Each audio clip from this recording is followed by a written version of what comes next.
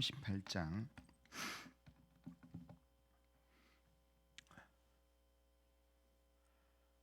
찬송가 338장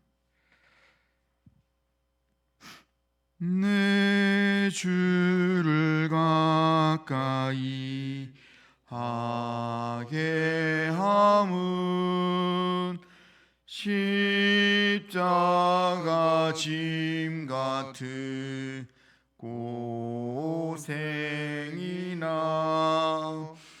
내 일생 소원은 늘 찬송하면서 주께 더 나아가기 원합니다. 내 고생하는 것 옛 야곱이 돌베개 베고자 갔습니다. 꿈에도 소원이 늘 찬송하면서 주께 더 나아가기 원합니다. 천성에 가는 길 험하여도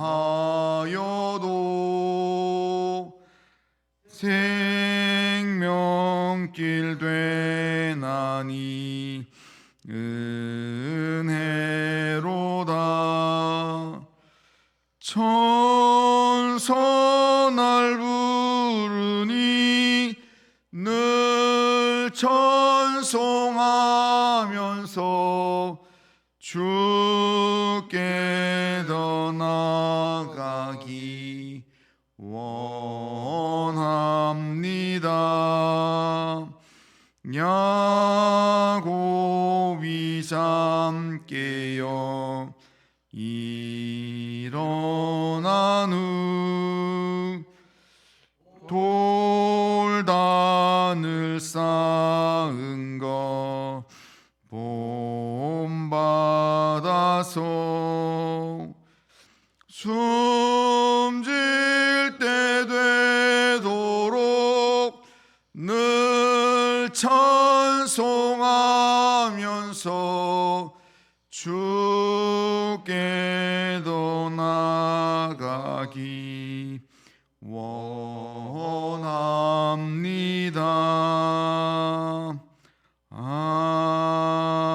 아멘. 신앙 고백합니다. 나는 전능하신 아버지 하나님 천지의 창조주를 믿습니다. 나는 그의 유일하신 아들 우리 주 예수 그리스도를 믿습니다. 그는 성령으로 잉태되어 동정녀 마리아에게서 나시고 본디오 빌라도에게 고난을 받아 십자가에 못 박혀 죽으시고 장사된 지 사흘 만에 죽은 자 가운데서 다시 살아나셨으며 하늘에 오르시어 전능하신 아버지 하나님 우편에 앉아 계시다가 거기로부터 살아있는 자와 죽은 자를 심판하러 오십니다. 나는 성령을 믿으며 거룩한 공교회와 성도의 교제와 죄를 용서받는 것과 몸의 부활과 영생을 믿습니다. 아멘. 자, 하나님 말씀은 사무엘하 15장 24절부터 사무엘하 15장 24절부터 37절까지 우리가 교독하겠습니다. 24절부터 37절까지 한 절씩 교독합니다. 보라, 사독과 그와 함께한 모든 레위 사람도 하나님의 궤를 메어다가 하나님의 궤를 내려놓고 아비아달도 올라와서 모든 백성이 성에서 나오기를 기다리도다. 왕이 사독에게 이르되 보라, 하나님의 궤를 성읍으로 도로 메어가라. 만일 내가 여호와 앞에서 은혜를 입으면 도로 나를 인도하사 내게 그 궤와 그 계신 데를 보이시리라.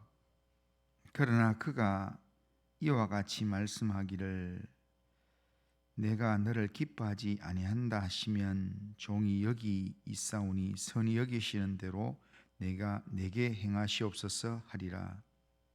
왕이 또 제사장 사독에게 이르되 내가 선견자가 아니냐. 너는 너희의 두 아들 곧 내 아들 아히아바스의 아비아들의 아들 요나단을 데리고 평안히 성읍으로 돌아가라. 너희에게서 내게 알리는 소식이 올 때까지 내가 광야 나루터에서 기다리리라 하니라. 사독과 아비아달이 하나님의 궤를 예루살렘으로 도로 메어다 놓고 거기 머물러 있으니라. 다윗이 감람산 길로 올라갈 때에 그의 머리를 그가 가리고 맨발로 울며 가고 그와 함께 가는 모든 백성들도 각각 자기의 머리를 가리고 울며 올라가니라. 어떤 사람이 다윗에게 알리되 압살롬과 함께 모반한 자들 가운데 아히도벨이 있나이다 하니 다윗이 이르되 여호와여 원하옵건대 아히도벨의 모략을 어리석게 하옵소서 하니라. 다윗이 하나님을 경배하는 마루턱에 이를 때에 아렉 사람 후세가 옷을 찢고 흙을 머리에 덮어 쓰고 다윗을 맞으러 온지라. 다윗이 그에게 이르되 내가 만일 나와 함께 나아가면 내게 누를 끼치리라. 그러나 내가 만일 성읍으로 돌아가서 압살롬에게 말하기를 왕이여 내가 왕의 종이니이다. 전에는 내가 왕의 아버지의 종이었더니 이제는 내가 왕의 종이니이다 하면 내가 나를 위하여 아히도벨의 모략을 피하게 하리라.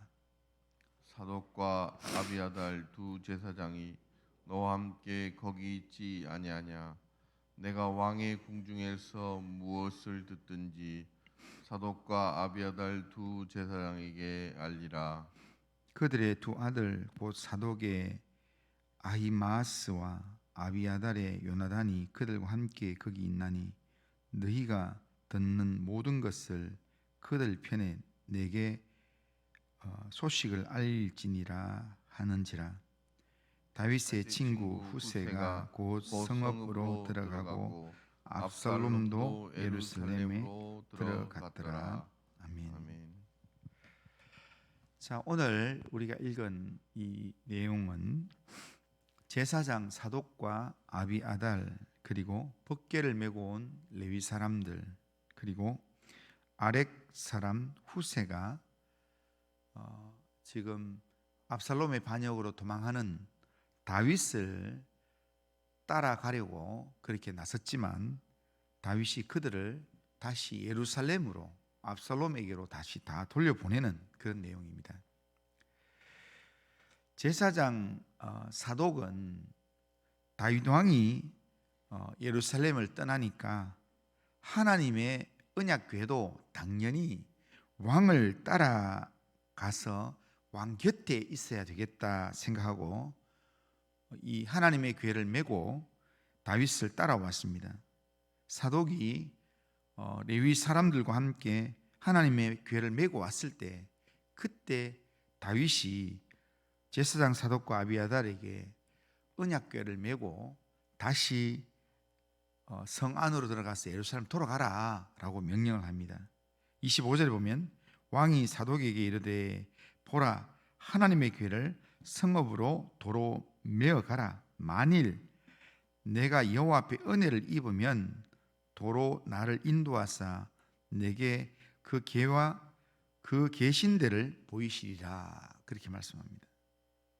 그러니까 하나님 앞에서 은혜를 입게 된다면 자신이 다시 하나님의 궤가 있는 성전으로 가게 될 것이니까 하나님의 궤는 원래 있어야 될 곳에 있어야 된다. 하나님의 궤를 가지고 돌아가라. 그렇게 이야기합니다. 여기서 이 다윗의 하나님에 대한 믿음을 우리가 볼 수 있습니다. 사무엘이 어릴 때에 엘리 제사장 때에 이스라엘과 블레셋 사이에 전쟁이 있었습니다. 그때 전쟁이 불리하니까 그때 이스라엘 사람들이 하나님의 교회가 전장에 없어가지고 우리가 지금 어려움을 당하나 보다 해서 전장에 하나님의 언약궤를 메어 오게 했습니다.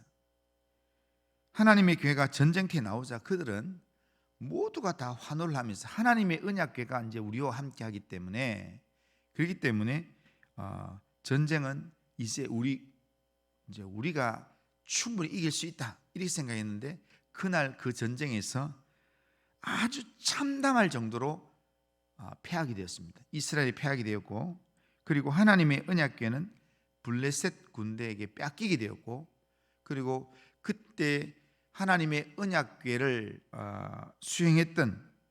언약궤를 메고 수행했던 두 제사장 홈리와 비나스, 엘리의 두 아들 홈리와 비나스가 그 전장에서 죽게 됩니다. 그들은 하나님보다는 하나님의 상징물인 언약궤를 더 신뢰했습니다. 그러나 지금 다윗은 하나님의 언약궤를 지금 자기 곁에 두려고 하는 게 아니라, 하나님의 언약궤는 하나님의 언약궤가 있어야 될 곳에 있어야 된다. 그래서 백성들을 위한 제사와 백성들을 위한 예배가 이루어지는 그 삶이 멈춰서는 안 된다. 그렇게 이야기하면서 하나님의 교회가 있어야 될 곳은 다른 곳이 아니라 제사가 이루어지는 성막이 있어야 된다. 돌아가라 라고 이야기합니다.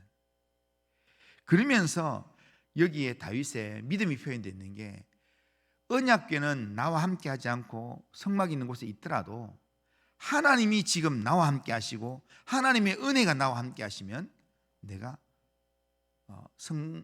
이 하나님의 언약궤가 있는 곳으로 다시 돌아가게 될 것이다. 그런 믿음이 있습니다. 그러니까 다윗은 눈에 보이는 언약궤보다 보이지 않는 하나님을 더 믿고 의지했습니다. 아무리 언약궤를 내 곁에 둔다 할지라도 하나님이 내게 은혜를 베풀지 않으면 나는 죽은 목숨이나 상관없다는 겁니다. 그러나 하나님의 언약궤가 성막에 있더라도, 예루살렘에 있더라도 하나님의 은혜가 지금 나와 함께 하시면, 하나님께서 나를 긍휼히 여기시면 내가 반드시 살아서 예루살렘에 돌아갈 거고 또 하나님 앞에 예배드릴 수 있게 될 거다, 그렇게 생각합니다. 그러면서 26절에서는 연결해서 이야기하기를, 다윗은 하나님의 언약궤가 성막에 있지만 자기가 지금 도망자의 길을 가지만 자기의 삶이 하나님 보시기에 기뻐하지 않는 삶이라면, 하나님께서 이 다윗의 인생을 하나님 싫어하실 것 같으면 하나님께서 압살롬의 손에 맡기지 말고 하나님께서 나를 죽이라고, 하나님 원하시는 대로 하나님이 행하시길 원합니다 라고 그렇게 기도하고 있습니다. 이것은 다윗이 하나님의 뜻과 하나님의 주권에 자기 인생을 전부 맡기는 믿음의 표현입니다. 바울이 내가 죽어도 주를 위해 죽고 살아도 주를 위해 살겠다라고 했던 그 믿음의 고백과 같은 맥락입니다. 이런 하나님을 믿는 믿음으로 다윗은 제사장과 하나님의 궤를 예루살렘으로 돌려보내는 겁니다. 이런 다윗의 모습을 하나님께서 기뻐하셨습니다. 그렇기 때문에 우리도 다윗의 이런 믿음의 고백을 본받아서 우리가 보이지 않는 하나님을 신뢰해야 합니다. 하나님의 임재의 상징물인 그것도 귀하게 여겨야 되겠지만, 우리가 예배당도 소중히 여겨야 되겠고, 우리의 이 기도하는 장소, 우리가 하나님을 의지하는 장소도 귀중하게 여겨야 되겠지만, 성경책도 귀중하게 여겨야 되겠지만, 그러나 거기에 우리가 신뢰하는 하나님이 함께하지 않으면 아무 의미가 없습니다. 그렇기 때문에 우리는 하나님을 더 신뢰하면서 우리의 인생을 하나님의 주권과 하나님의 뜻에 우리 인생 전부를 맡기는 삶을 살아야 합니다. 하나님이 우리를 세우려고 하지 않으면 우리가 아무리 살려고 애써도 안 됩니다. 그렇기 때문에 하나님의 손에 전적으로 맡겨야 합니다. 하나님의 뜻대로 되길 원합니다. 하나님의 뜻이 하늘에서 이루어진 것처럼 땅에서도 이루어지길 원합니다. 그런 믿음으로 하나님께 우리 인생 전부 다를 맡겨야 합니다. 그런 인생을 하나님께서 기뻐하시는 줄로 믿습니다. 그렇게 믿음의 고백을 하고 하나님의 길을 돌려보내고 다윗이 맨발로 울면서 도망을 가게 됩니다. 그 도망가는 그 걸음 자체가 너무나 괴롭고 마음이 무너지고 아들 때문에 지금 모든 걸 포기하고 도망을 가야 되는, 광야길로 가야 되는 그 다윗의 마음이 얼마나 힘들었겠습니까? 그 다윗을 바라보는 신하들의 마음도 너무 힘들었어. 모두가 다 머리를 풀고 울면서 가고 있습니다. 그런데 하나님 앞에 이 정도로 이렇게 믿음의 고백하고 이렇게 하면 뭔가 일이 잘 풀려야 되는데, 그런데 가는 길에 맨발로 울면서 가고 있는데 누군가가 한마디 전해주는데, 압살롬 편에 지금 모반에 동참한 사람 가운데 아히도벨이 있습니다 라는 보고가 왔습니다. 이 아히도벨은 다윗의 친구로서 머리가 이스라엘에서 가장 좋은 모략가입니다. 이 아히도벨이 뭔가 이 작전을 짜면 실패하는 법이 없습니다. 그러니까 그 아히도벨이 다윗의 오랜 친구였는데 그 아히도벨이 지금 압살롬과 같은 편을 먹고 지금 거기에 함께 하고 있다는 겁니다. 그 말을 전해 들었을 때 다윗에게는 큰 부담이 왔습니다. 저 아히도벨이 작전을 짜면 지금 이 상황 자체가 지금보다 훨씬 더 심각해지겠다, 그런 마음이 생겼습니다. 그래서 그 순간 다윗이 할 수 있는 게 아무것도 없었습니다. 그래서 31절 중반에 보면 다윗이 기도를 합니다. 다윗이 이르되 여호와여 원하건대 아히도벨의 모략을 어리석게 하옵소서. 그렇게 기도합니다. 다윗이 지금 이 순간 할 수 있는 게 기도하는 것밖에 없습니다. 저 아히도벨이 작전을 짜면 도무지 지금 다윗이 방어해낼 그런 방법이 없는 그런 상황이기 때문에 하나님 앞에 할 수 있는 게 기도밖에 없어서, 하나님이여, 하나님께서 아히도벨의 저 모략을 어리석게 좀 해주십시오, 그렇게 기도하는 겁니다. 그런데요, 참 놀라운 것은 그렇게 하나님의 주권을 의지해서 기도하는 다윗에게 하나님께서 그 기도가 끝나는 그 자리에 하나님께서 다윗을 도와줄 한 사람을 하나님께서 보냈습니다. 그 사람이 누구냐면 아렉 사람 후세였습니다. 그도 다윗의 친구인데 다윗이 아히도벨의 모략을 어리석은 것이 되게 해달라고 기도한 바로 그 자리에 머리를 풀고 나는 다윗과 함께 왕이 가는 그 길에 내가 같이 가겠습니다 하면서 울면서 거기에 다윗을 맞이하는 사람이 있었는데 후세였습니다. 그런데 후세는 아히도벨만큼 비상한 머리를 가진 사람은 아니었지만 적어도 아히도벨의 모략을 방해할 수 있는 그 정도의 모략을 할 수 있는 사람이다라는 생각이 들었습니다.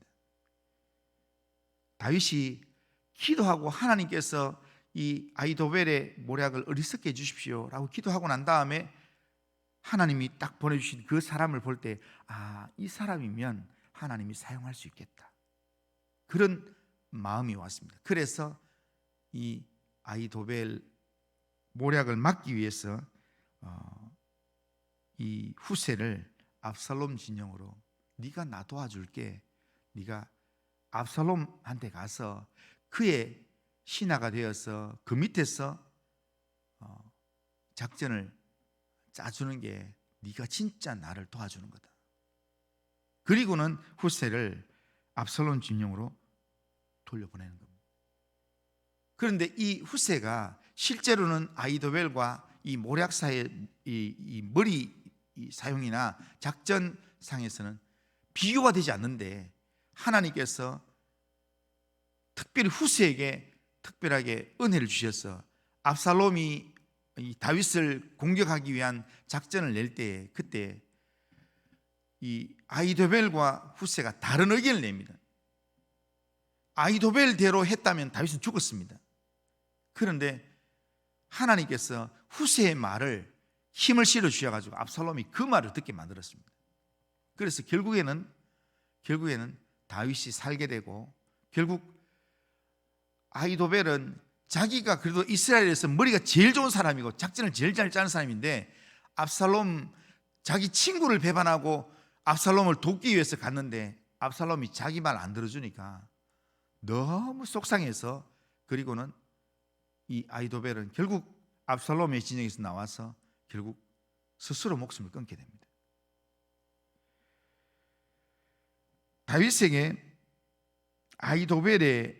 아히도벨이 압살롬의 진영의 모략가로 함께한다라는 이 소식은 아주 큰 산이 지금 길을 막는 것처럼 답답함이 있는 그런 상황입니다. 하지만 그 문제를 가지고 하나님께 잠시 기도했을 뿐인데, 기도했을 때 하나님께서 그 아히도벨의 문제를 풀어내기 위해서 그를 돕는 자를, 다윗을 돕는 자를 하나님이 붙여주셨고, 결국 그 후세를 통해서 다윗의 생명을 구하고 결국에는 예루살렘으로 돌아오도록 그렇게 하나님께서 일하셨다는 겁니다. 오늘 우리가 살아가는 우리의 삶에도요, 아히도벨의 등장과 같은 아주 답답한 일들이 있을 수 있습니다. 나는 믿음을 결단하면서 성막에 있는 장소로 하나님의 궤도 돌려보내고, 나는 보이지 않는 하나님만 내가 신뢰합니다. 하나님의 은혜가 아니면 내가 살 수가 없고, 하나님께서 내 생명을 하나님 붙드셔서 하나님이 죽이시려면 하나님의 손에 나를 죽이십시오, 이렇게 하나님께 전적으로 믿고 맡기는데도 불구하고 내 삶 가운데 내가 해결할 수 없는 답답한 그런 상황들이 등장하게 될 때, 우리는 할 수 있는 게 아무것도 없을 때가 있습니다. 내가 할 수 있는 일이 아무것도 없을 그때가 기도해야 될 때인 줄로 믿습니다. 아무것도 할 수 없는 그때에 하나님 앞에 엎드려서 하나님이여 도와주옵소서, 하나님이여 긍휼히 여겨 주옵소서, 그렇게 기도하면 하나님께서 우리의 하나님만을 믿는, 하나님만을 의지하는 그 짤막한 기도에 하나님께서 우리의 온갖 구하는 것이나 생각하는 것에 놀랍도록 넘치도록 응답하시는 하나님인 줄로 믿습니다. 우리가 오늘 본문의 다윗처럼 잠깐이라도 하나님의 도움을 요청하는 기도를 해야 합니다. 기도하면 다윗을 도우시는 하나님께서 우리를 돕기 위해서, 우리와 함께하기 위해서 하나님께서 친히 일어나시고, 하나님께서 돕는 자를 붙여주시고, 하나님께서 놀라운 일들을 시작하실 것입니다. 오늘 이 하루 살아가면서 우리의 중심이 나의 안위, 나의 평안함, 나의 영광, 그것보다, 그걸 위해서 하나님이 이용하기보다 하나님의 뜻, 하나님의 주권에 내 인생을 맞추어야 합니다. 하나님이 내 편이 되는 게 아니라 내가 하나님 편이 돼야 합니다. 하나님 편에 내가 서서 내가 희생하더라도, 내가 손해보더라도 하나님이 영광을 받으실 수 있다면 내가 순종하겠습니다. 그런 믿음으로 우리 인생을 하나님께 맡기면서 믿음으로 하나님을 의지하며 나아가면 우리의 인생에 답답한 그런 일들이 우리의 삶 가운데 등장한다 할지라도 우리가 하나님의 편에 있는 한, 그리고 우리가 하나님을 의지하는 한, 하나님은 절대로 우리를 포기하지 않습니다. 오늘 이 하루 살아가면서 하나님의 편에 서서 하나님을 의지함으로 하나님께서 인도하시는 그런 믿음의 길을 살아가는 우리 모든 성도님들 다 되시기를 주님의 이름으로 축원합니다. 거룩하신 하나님 아버지, 오늘도 우리의 삶을 하나님의 손에 맡깁니다. 하나님, 내 힘으로 할 수 있는 게 아무것도 없을 때 보이지 않는 우리를 도우시는, 우리를 붙드시는 하나님의 손에 우리의 인생 전부 다를 맡기면서 하나님을 의지할 수 있는 믿음의 삶을 살 수 있도록 은혜를 베풀어 주옵소서. 아무것도 우리가 할 수 있는 일이 없다고 하는 그때가 우리가 기도해야 될 때인 줄로 믿고 하나님 아버지여, 기도함으로 하나님의 도움을 구할 수 있도록 인도하여 주시옵길 원합니다. 오늘도 우리의 삶 하나님께 맡깁니다. 오늘도 하나님께서 은혜를 베푸시고 주를 바라보는 우리의 심령에 하나님의 은혜로 함께하여 주옵소서. 예수님의 이름으로 기도드리옵나이다. 아멘. 하늘에 계신 우리 아버지여, 이름이 거룩히 여김을 받으시오며 나라가 임하시오며 뜻이 하늘에서 이루어진 것 같이 땅에서도 이루어지이다. 오늘 우리에게 일용할 양식을 주시옵고 우리가 우리에게 죄 지은 자를 사하여 준 것 같이 우리 죄를 사하여 주옵시고 우리를 시험에 들게 하지 마시옵고 다만 악에서 구하시옵소서. 대개 나라와 권세와 영광이 아버지께 영원히 있사옵나이다. 아멘. 자, 이 시간 우리 같이 한번